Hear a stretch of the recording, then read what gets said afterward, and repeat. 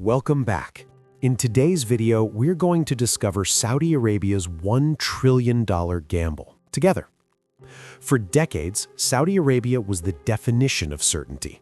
Endless oil, endless money, endless power. The kingdom could shape global prices with a single decision.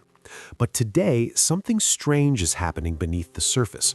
Oil prices no longer guarantee safety. Budgets are under pressure.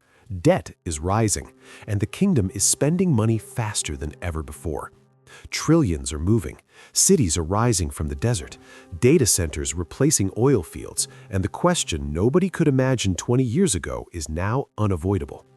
Today we're talking about whether Saudi Arabia can truly live without oil and what its $1 trillion gamble really means for the future of the global economy. Before Saudi Arabia became a symbol of wealth, power, and influence, it was a vast desert sitting on top of one of the greatest energy prizes in human history. Beneath its sand lies an estimated 268 to 270 billion barrels of proven oil. To put that into perspective, this single country holds nearly 20% of all conventional oil on Earth.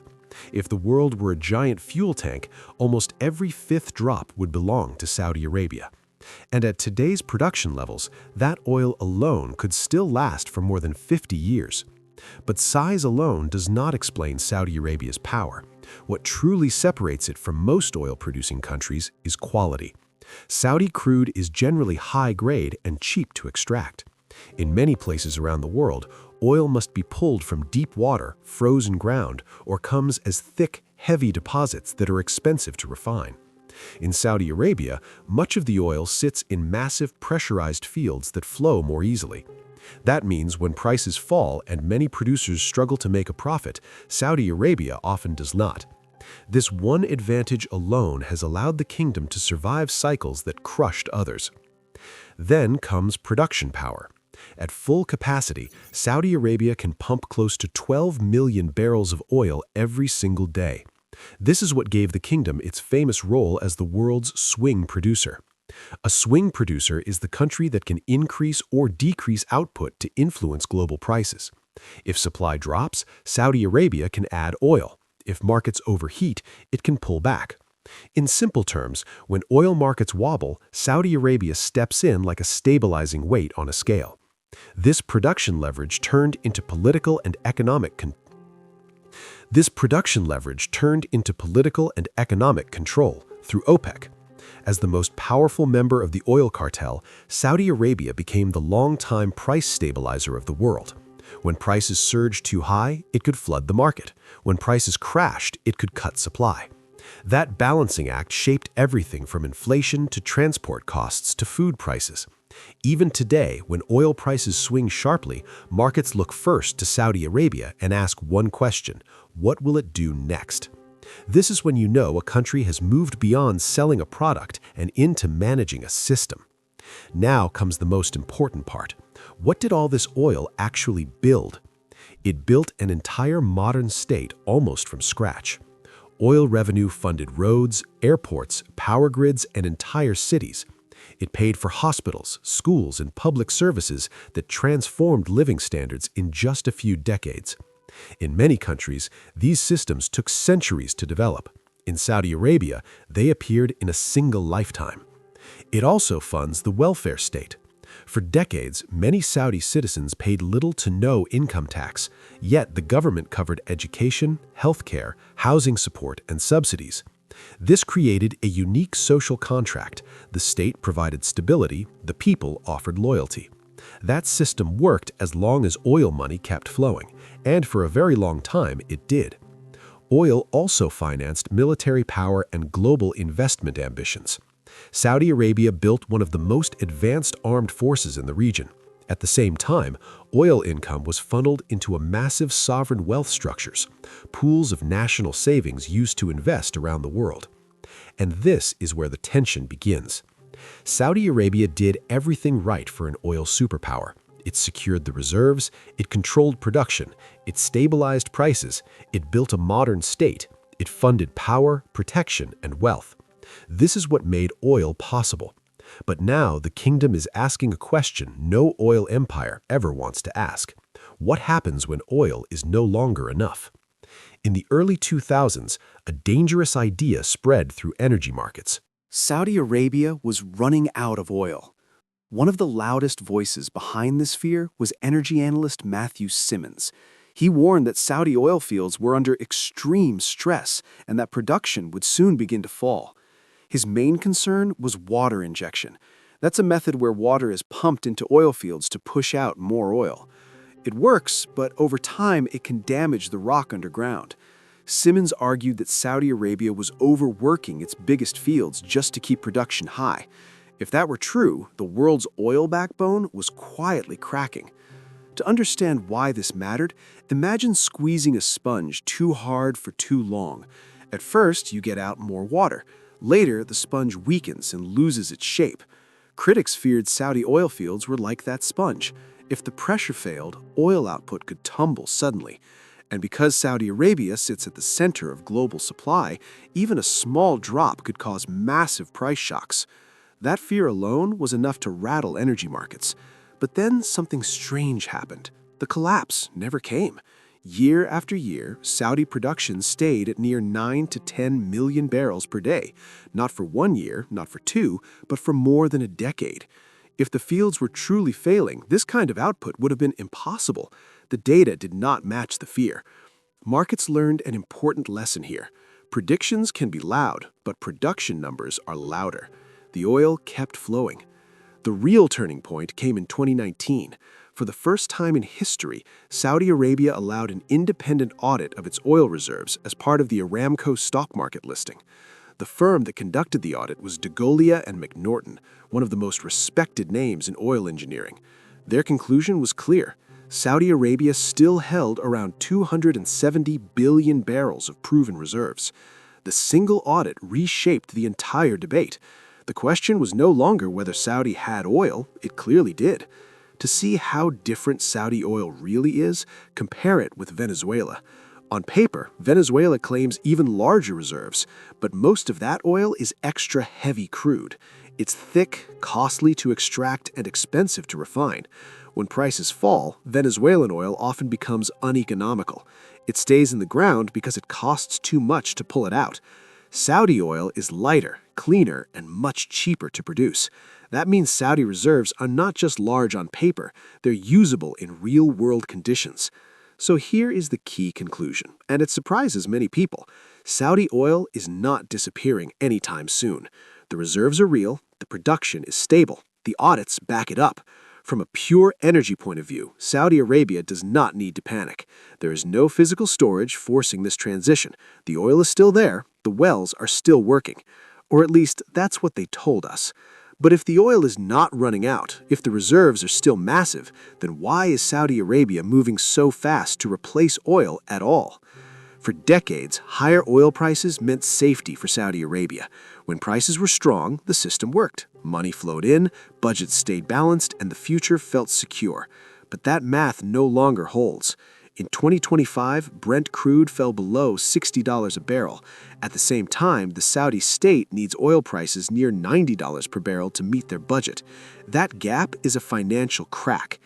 Now look at the budget. In 2025, Saudi Arabia projected $316 billion in revenue against $342 billion in spending. That is a structural deficit. That means the government is spending more than it earns even in normal conditions. So the state must borrow.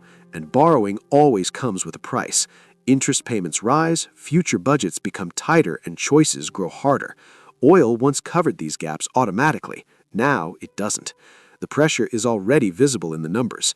In the first half of 2025, Saudi oil revenue fell by 24% compared to the year before. That is not a slow decline. That is a sudden hit. And because oil still makes up a large share of the state income, a drop like that hits it hard. When a country depends heavily on one source of money, even a short shake can feel like an earthquake. Then came the signal that shocked markets. Saudi officials began telling partners that the kingdom is now willing to live with lower prices. Instead of defending high oil prices at any cost, it is ready to borrow more and cut spending. That is a historical shift. For years, Saudi Arabia acted like a price guardian. Now, it is behaving like a borrower. That tells us something important. Oil alone is no longer enough to protect the system. At the same time, pressure is rising inside OPEC. Saudi Arabia has grown frustrated with members like Kazakhstan and Iraq, which have exceeded their agreed limits. These limits exist to keep supply and demand balanced. When members break them, prices fall. That creates tension inside the cartel. On top of that, Saudi Arabia is losing market share to fast-growing producers like the United States and Guyana. More supply from outside the group makes it harder to control prices. The old system of coordination is under strain. This is the core shift. Oil is still powerful. It still moves the world. It still fuels trade and transport, but it is no longer financially reliable for long-term state building. Prices swing too fast. Demand is too uncertain. Competition is rising, and budgets are now exposed to forces no single country can fully control. You can still build with oil money, but you can no longer plan future decades with confidence. At the center of Saudi Arabia's financial transformation stands one institution, the Public Investment Fund, or PIF. In just a few years, its assets exploded from roughly $596 billion in 2020 to about $925 billion today. The target is even more aggressive, $2 trillion by 2030. That would place it among the largest pools of capital on Earth. To understand the scale, imagine a fund large enough to buy entire national stock markets. One of the most dramatic moves came when $164 billion worth of Aramco shares was transferred directly into PIF. In simple terms, Saudi Arabia moved a massive piece of its oil crown jewel into its investment engine. That single transfer supercharged the fund overnight. It turned past energy wealth into future financial firepower. But it also tied the success of the national transformation even more tightly to the performance of this one fund. And PIF is not sitting on this money. In 2023 alone, it deployed $31.6 billion into global investments. From 2025 onward, that number is expected to rise towards $70 billion every single year. That pace puts PIF among the most aggressive investors in the world. But here is where the pressure begins to show. Saudi banks are now raising around $11 billion per year in loans just to help fund national projects. At the same time, the scale of future construction across the country demands more than $500 billion in total financing. That gap does not close itself. It must be filled with borrowing, asset sales, or foreign capital. All three come with risk. This is what changes the equation. More borrowing means more leverage, but leverage cuts both ways. As debt rises, interest costs rise with it. And when projects depend on foreign investors, the entire system becomes sensitive to confidence. If markets believe in the plan, money flows. If trust weakens, funding tightens instantly. And this is the key message. What Saudi Arabia is doing now is no longer classic diversification. At the center of Saudi Arabia's physical transformation stands Vision 2030, the master plan meant to reshape the economy before the end of this decade. One of its core goals is clear and measurable. Non-oil revenue must rise from 163 billion rials to 600 billion rials. That is not a small upgrade. That is nearly a four-fold increase in money that must come from anything except oil. This is the cleanest way to understand the pressure Saudi Arabia is under. The old engine is no longer enough. A new one must be built at full speed. Tourism is one of the key pillars of this shift. In 2019, tourism made up just 3% of Saudi Arabia's GDP. By 2024, that number has already climbed to 5%. The long-term target is far more ambitious, 10 to 20% GDP. That would turn tourism into one of the strongest income engines in the entire economy. Think about that for a moment. The country is trying to turn millions of visitors into a replacement for oil exports. Hotels, flights, restaurants, events, and resorts are now expected to do the work that oil wells once did. The most extreme symbol of this ambition is NEOM. When it was first announced, the price tag stood at $500 billion. Today, internal estimates suggest the real cost is closer to $1.5 trillion. That makes it one of the most expensive construction projects in human history. NEOM is not just a city, it is a vision of how Saudi Arabia wants to live, work, and generate income in the future. A future where technology, tourism, and foreign investment replace oil as the main driver of growth. At the heart of NEOM sits The Line, a planned city stretching 170 kilometers, built as a straight corridor through the desert designed to hold up to 9 million residents. No cars, fully digital systems, ultra-fast transport. It sounds like science fiction, but here is the economic question people often miss. How long does it take before a city generates enough tax, business activity, and tourism income to pay back its costs?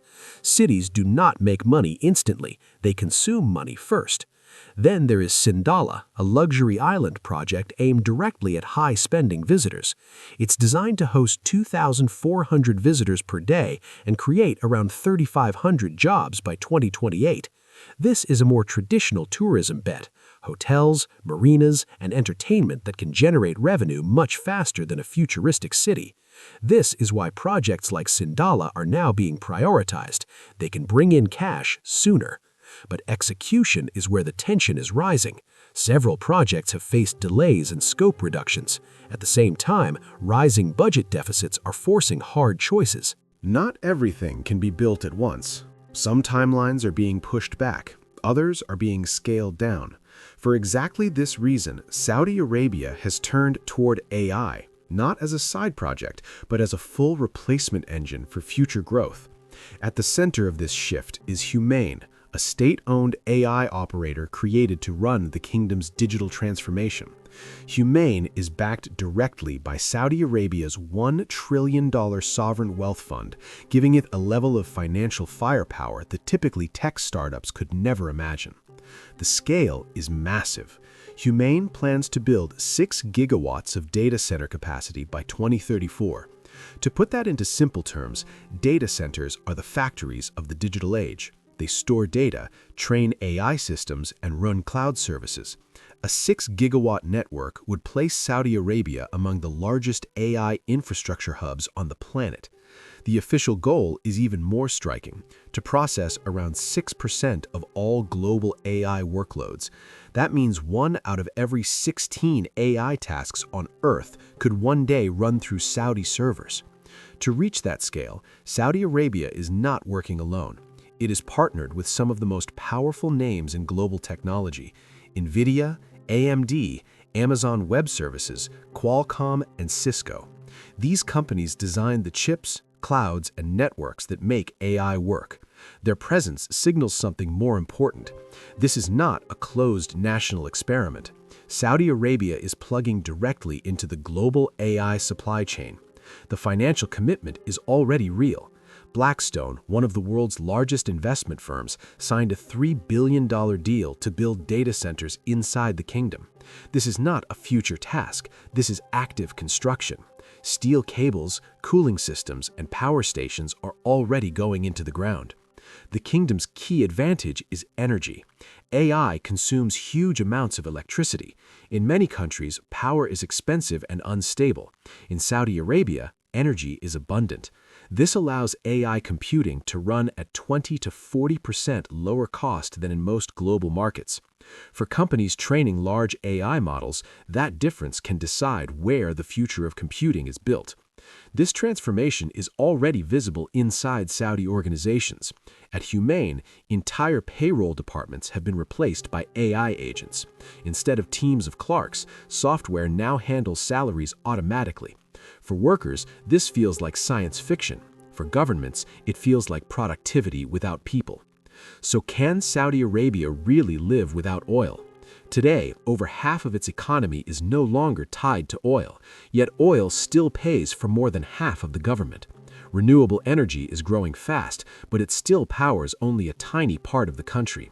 Oil is funding the escape from oil.